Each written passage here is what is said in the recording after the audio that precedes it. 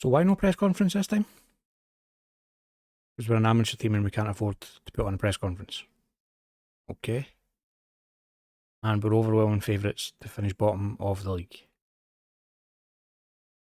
We've got a club culture to sign English players and no money to sign English players. What in the hell have you got me into?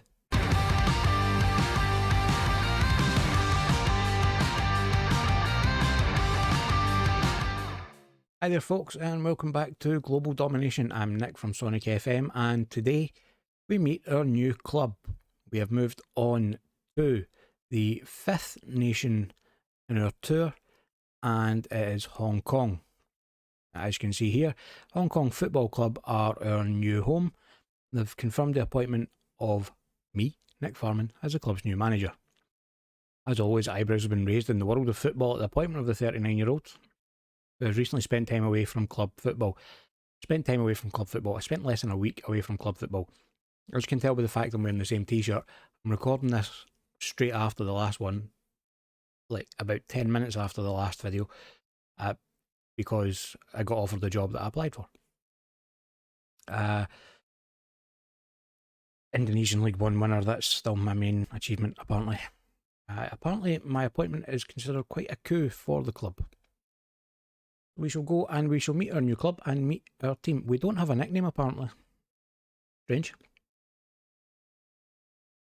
Okay, so we are a 1-star reputation team, formed in 1886 according to the badge.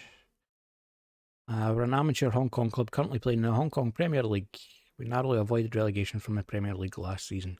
Wonderful. Media's predicting us to finish 8th. We do have an assistant manager. We don't have a director of football. Finished 7th last season. Senior Shield entered the quarter-final and the FA Cup. So the FA Cup's going to be our trophy that we're aiming for along with the league. I get a funny feeling that we might not be here for just the one season though. Yeah, basic facilities. 2,750 capacity stadium. Team with names I can pronounce.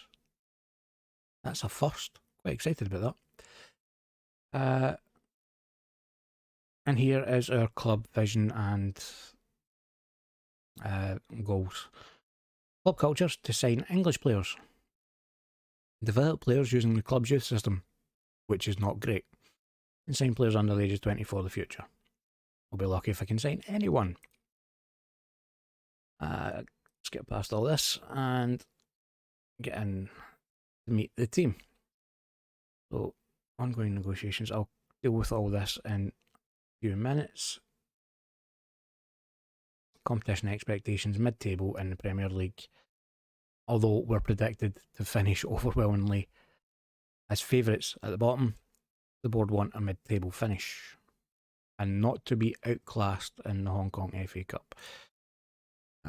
Tactics induction, create tactic. As I'm sure you're aware, we're going to be going with our favourite tactic and see if it can do the job for us yet again. Depends on the players that we have, obviously. This is the tactic that I want to play, but it will depend on the players. Speaking of, let's go and meet them. Squad. So they're all amateur players on non-contract. Well, we have a couple of players who are actually under contract. Not too bad. So if we sort by position, we have 2 goalkeepers, we have 2 centre backs. The left backs, we don't have any right backs. We have a defensive midfielder. I've never had a defensive midfielder before. Plenty in the middle of the park. 1 attacking right mid, although our right midfielder here can play there as well. We don't have any centre attacking mids.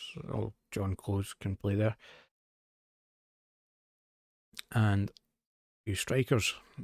Okay, so we don't have the biggest of squads. Going by ability though. Decent ability there. Che Hyo-jun, 26-year-old centre back, is far and away the best player at the club.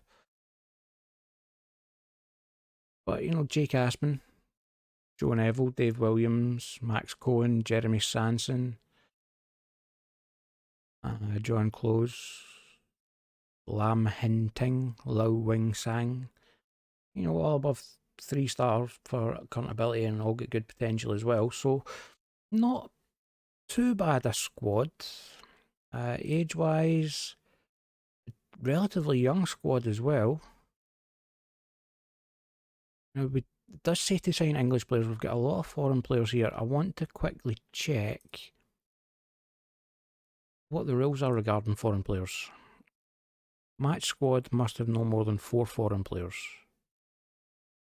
Right, so we can have as many as we want in the squad, but we can only have 4 in the match squad. Points carried forward. Teams entering this stage will start with 100% of their points gained in the Premier League along with their goals scored and conceded. What's that for? Oh, that's for the relegation group, right. Okay, so it's a bit like in the Scottish League. And I think, was it the same in Indonesia's second League 2? Where you have your Premier League, 14 games, we play each other twice. It's only an 8-team league. And it splits into Championship and relegation groups where you play each other once in there. So there's another 3 games for a total of 17 games. Not the longest of seasons. But even if we're going to be here for a couple of years, should be able to get through it relatively quickly. If we see the league starts in September, ends in February, and then the groups start in March and end in April. So yeah, so really short season. Good chance of getting through it quickly, assuming we don't get relegated, of course. Finances, let's have a look at finances and budgets. There aren't any. We have a 0 transfer budget and a not available wage budget because we're an amateur team, which means we can't pay players wages. Fair amount of money in the bank though. So I think I might be going to the club vision. Actually, if we go into club info first and have a look at the facilities, youth facilities are basic, low average training, basic corporate facilities. What I think we might want to do is try and get facilities, improve the training facilities and improve the youth facilities. Now, obviously, if we manage to win both the Cup and the League this season, we don't need to worry about that, although I very highly doubt that's going to happen. But then again, I said that about Gaelings in Singapore, and we managed to absolutely romp the league in that one, so you never know. Maybe I am just that good. Staff-wise, our staff are horrendous. We've got room for 1 coach, room for head of youth development. We need a scout. Again, what is it with teams and not having a scout? We also need a physio, so we'll get that dealt with. Dynamics-wise, everything seems okay there. I'll go and hold my team meeting in a minute. Team report, squad depth. Right.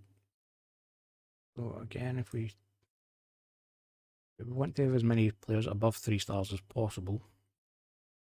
So starting at the back, 2 decent goalkeepers and 2 decent centre backs. Only 1 decent wing back on both sides. We just drop that down slightly. We do have other players that can play there, so we can't bring anybody in. I would imagine it'll be Lam Hin Ting on the right and Stefan Antonic on the left. Go back to 3 stars. We have 2 that can play in the centre of the park.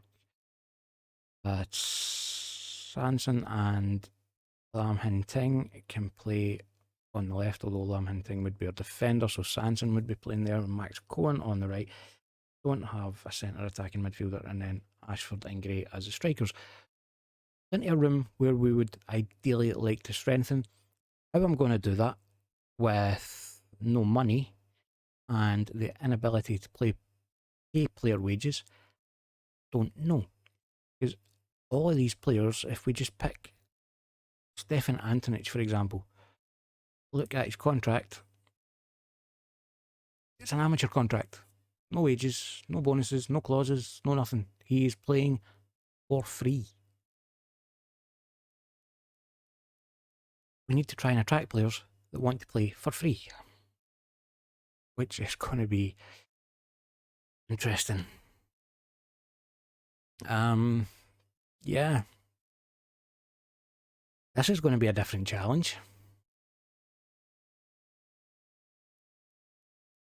Let's have a look. Schedule-wise, if we get into competition, actually, Premier League, as I said, just to make the point, overwhelming favourites for relegation this year.